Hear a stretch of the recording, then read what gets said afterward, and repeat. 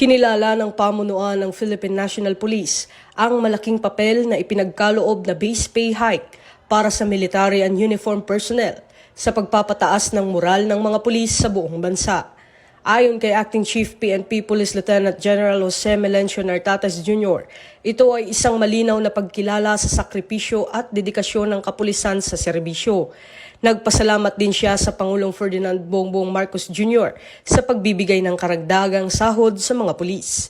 Paliwanag ni Police Lieutenant General Nartates, napapanahon ng anunsyo ng Pangulo, lalo na matapos ang sunod-sunod na hamon na hinarap ng pulisya sa mga nagdaang buwan, mula sa pagiging frontliner sa panahon ng mga kalamidad hanggang sa pagsisiguro ng kapayapaan at kaayusan sa malaking pagtitipon at rally.